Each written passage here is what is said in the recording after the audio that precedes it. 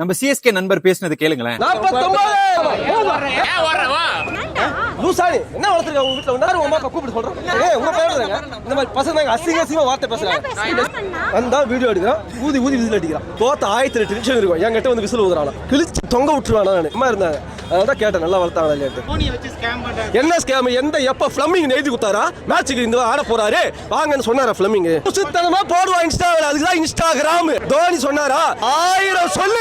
தோனி தான். அதாவது மேட்ச் தோத்த அப்செட்ல இவர் இன்டர்வியூ கொடுத்திருந்தாராம். அப்படி இன்டர்வியூ கொடுக்கும்போது அந்த ஆர்சிபி டி-ஷர்ட் போட்ட பையன் விசில் ஊதிட்டு போயிட்டானா. அதுல ட்ரிகர் ஆகி இவர் என்னென்ன சொல்லியிருக்காரு, சரி 49ன்னு கத்துன, அதோட விட வேண்டியதுதானே. அந்த பையன் அவன் அம்மாவோட வந்திருக்கான், தேவையில்லாம துரத்திட்டு போய் ஏன் ஓடுறேன்னு கேட்டு உன்னை இப்படிதான் வளர்த்தாங்களான்னு சொல்லிட்டு அவன் வளர்ப்பை பத்தி பேசுறக்க. நீ யார் அவன் வளர்ப்பை பத்தி பேசுறதுக்கு? அதுவும் அவங்க அம்மா முன்னாடி. முதல்ல கிரிக்கெட்ல பேண்டர்னு ஒண்ணு இருக்கு. நீ தோத்துருக்கன்னா ஆப்போசிட் சிரிக்க தான் செய்வான், அதை ஒரு பேண்டரா எடுத்துட்டு போகணும். அதை விட்டுட்டு இந்த மாதிரி பர்சனல் அட்டாக் நீ பண்ணிட்டு இருக்க. நீ மெச்சூரான ஃபேனா? ஆமா, தோனியை வச்சு ஸ்கேம் தான் பண்றாங்க. ஐபிஎல் ஆரம்பிக்கிறதுக்கு முன்னாடி தோனிக்கு இன்ஜுரி 2 வாரத்துல வருவாங்கன்னு சொல்லியிருந்தாங்க. அதுக்கப்புறம் ஸ்டார் ஸ்போர்ட்ஸ்ல எல்லா மேட்சுக்கு முன்னாடி நாளைக்கு சென்னைக்கு மேட்சுங்க, இங்க பாருங்க தோனி பிராக்டிஸ் பண்றாருன்னு காட்டுறீங்க. சிஎஸ்கே தோனி பிராக்டிஸ் பண்ற மாதிரி போஸ்ட் போடுது. இதெல்லாம் நம்பி ஃபேன்ஸ் எல்லாம் காசு கொடுத்து டிக்கெட்டை வாங்கிட்டு வந்து நிக்கிறாங்க. நாங்க தோனியை பார்க்க தான் டிக்கெட் எடுத்தோம், எங்க தோனின்னு கேட்க தான் செய்வாங்க. நீங்க என்ன பண்றீங்க? போஸ்ட் போடுறீங்க. தோனி பிராக்டிஸ் பண்றாருன்னா இன்ஜுரி இல்லன்னு அர்த்தம். 1000 போஸ்ட் போடுவாங்க. நாங்க எழுதி கொடுத்தோமா அப்படின்னா? ஆமா. எதுக்கு நீங்க அந்த மாதிரி ரூமர்ஸ் ஸ்ப்ரெட் பண்றீங்க? அப்ப ஏதோ ஒரு விஷயம் நடக்குது தானே. டிக்கெட் சேல் ஆகலன்னு இந்த மாதிரி ரூமர்ஸ் ஸ்ப்ரெட் பண்ணி டிக்கெட் சேல் பண்ண பாக்குறாங்க. அப்ப இது ஒரு ஸ்கேம் தானே ப்ரோ. முதல்ல இங்க என்ன நடக்குதோ அதை அக்செப்ட் பண்ண பழகுங்க.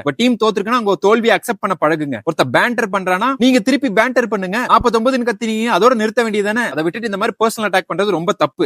இந்த ஆளு போன வருஷம் எல்லாருமே பாராட்டினாங்க, நான் கூட பாராட்டினேன், மெச்சூரான ஃபேன்.